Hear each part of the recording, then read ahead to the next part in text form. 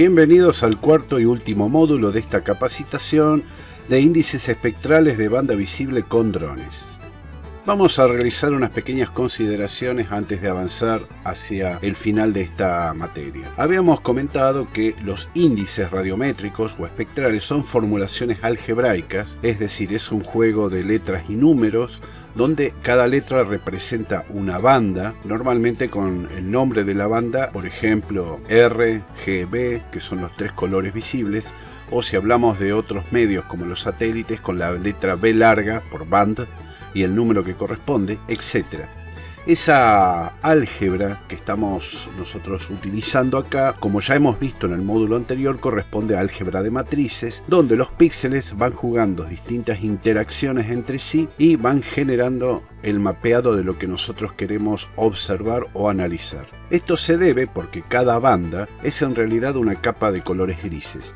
Esos colores grises por cada banda están cuantificados de 0 a 255 valores, es decir, en total 256, que es el equivalente a 2 a la octava. Eso va revelando la reflectancia de esa banda, es decir, la cantidad de luz reflejada que recibe de los objetos que nosotros estamos investigando, sean coberturas vegetales u otro tipo de cosas. Estas bandas, visibles e invisibles, forman un conjunto que podríamos denominar de un 100% de la radiación emitida y recibida por la Tierra. De ese porcentaje del 100%, lo que recibimos, que no nos es muy útil, es el 10% que corresponde a los rayos ultravioletas, ya por todos conocidos por ser provocadores de cáncer y otras cosas más. La luz visible conforma el 50% de ese espectro que recibimos, está compuesta por los tres colores que nosotros hemos repetidamente mencionado en esta capacitación, que son el RGB, es decir, rojo, verde y azul en inglés. Y el otro restante 40% corresponde a radiación infrarroja, que por supuesto es muy amplia. Tenemos infrarrojos cercanos, medios, largos, de onda corta, térmicos, etc.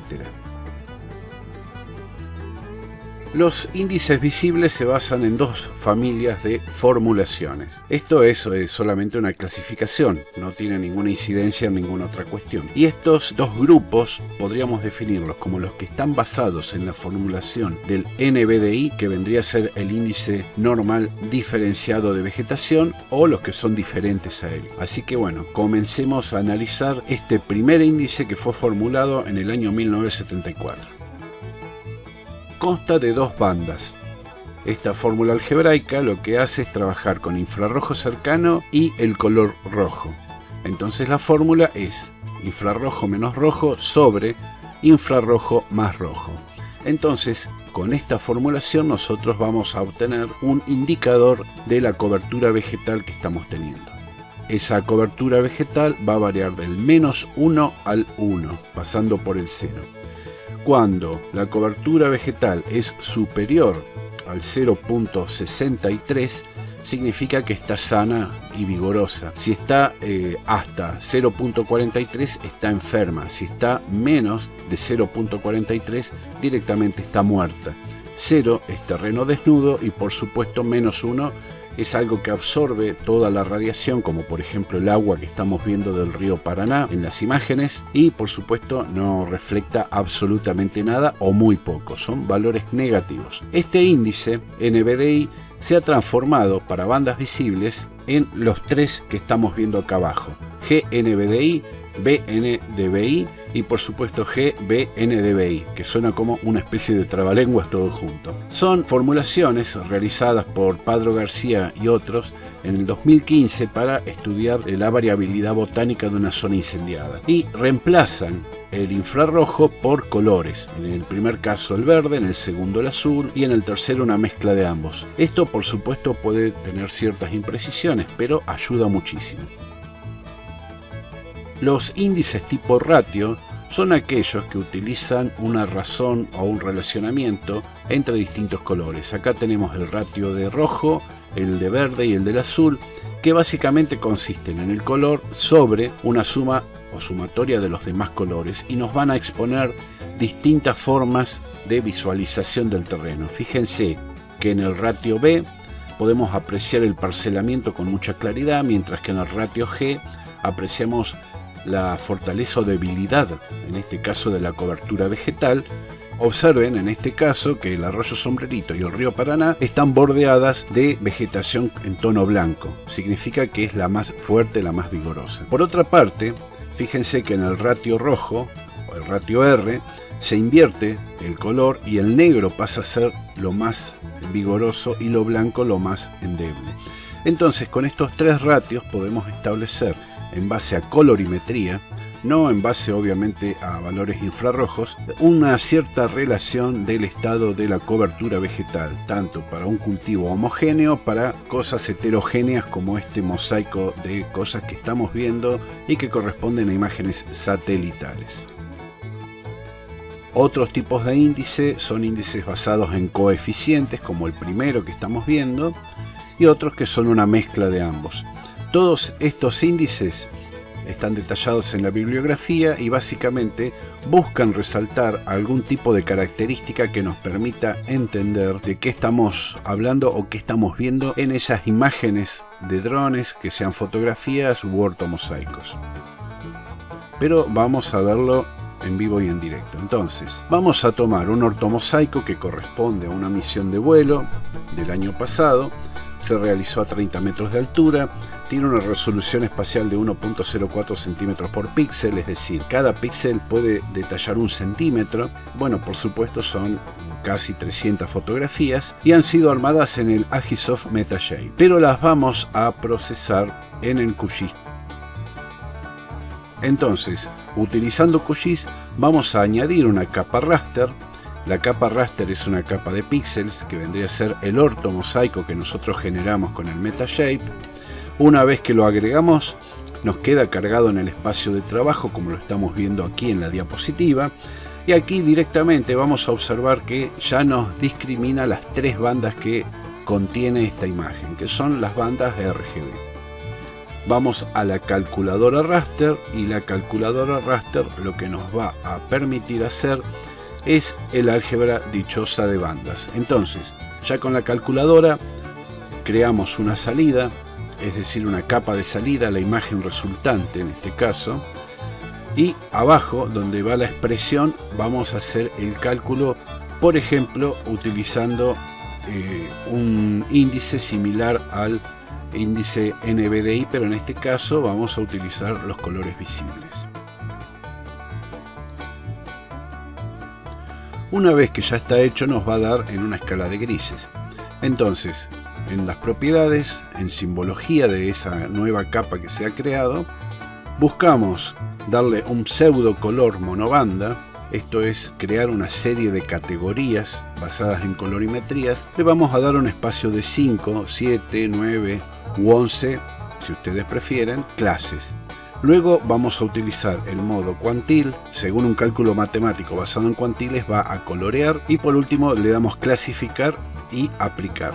Esto lo que va a hacer es discriminarnos el resultado de esta manera. Aquí estamos viendo, por ejemplo, un lote de maíz en el cual queríamos separar la maleza del maíz y también de las sombras. Aquí vemos que la maleza se conserva verde, el maíz está rojo y las sombras están azules. Esto es una forma de examinar y analizar este cultivo en particular. Entonces, luego nosotros podemos calcular mediante COPCAL u otra forma qué superficie corresponde efectivamente al maíz y cuáles no, descartando obviamente las sombras, descartando la maleza, etc.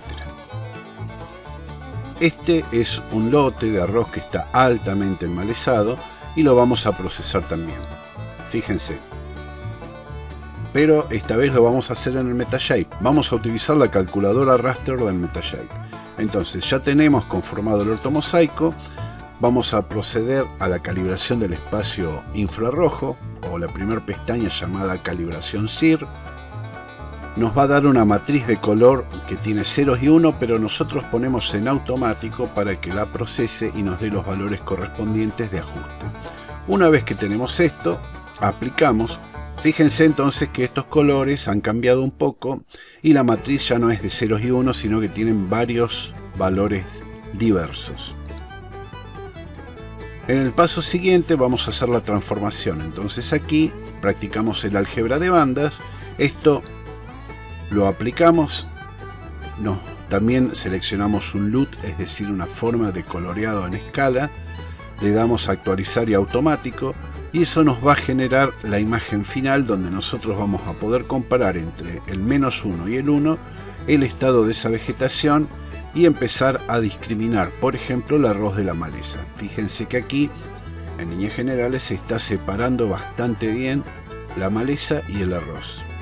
El arroz no es un cultivo homogéneo en este caso, ya que está manchado de maleza en varias partes, y por cierto la maleza se ve más vigorosa que el arroz. Eso es debido a la fenología propia del cultivo, que es un poco más lento que el de la maleza. Bueno, eso es una discusión porque hay algunos autores que dicen que esto no es muy exacto y otros que dicen que es bastante exacto, es decir, dicen exactamente lo mismo de distinta manera. De todas formas, si utilizáramos infrarrojos no sería mucho mejor, es decir, siempre hay un grado de incertidumbre, un grado de confianza que nosotros podemos estimar que es acertado o desacertado. En este caso, este método, a pesar de que no utiliza bandas infrarrojas, sino solamente bandas visibles, ayuda bastante y es un buen indicativo ante la carencia de instrumental más oneroso o más complejo de procesar. Las conclusiones que podemos sacar de este método, el utilizamiento de bandas visibles para hacer espectros, podemos resumirlo en estos 6 puntos. Es rápido, lleva menos tiempo el procesado del ortomosaico, ya que son solamente las 3 bandas comunes. No es invasivo, es decir, no tenemos que entrar al cultivo para cortar y hacer mediciones y pisotearlo. Documenta, porque cada vez que nosotros hacemos un vuelo, recuerden que por líneas generales cada vez que nosotros analizamos este tipo de cosas son varios vuelos en distintas etapas fenológicas de los cultivos y eso va generando documentación del avance del mismo. Por otra parte es accesible ya que no requiere de instrumental sofisticado, solamente un dron de buena calidad, por ejemplo todos los de la serie DJI menos el Telio, que nos sirve para esto, y por supuesto es indicativo para el ojo experto de un ingeniero agrónomo de las deficiencias o de los excesos que estén ocurriendo en ese cultivo. Y finalmente es integrador porque une todo lo que es el trabajo cultural, las buenas prácticas, la ingeniería agronómica y nuestro métier en el análisis de imágenes tanto satelitales como de drones, para determinar el resultado final. Bueno, cualquier pregunta, por favor, formúlenla en los foros y las vamos a ir respondiendo. No olviden leer toda la bibliografía y, por supuesto, prepararse para el trabajo final, que espero que sea simplemente maravilloso. Hasta la próxima.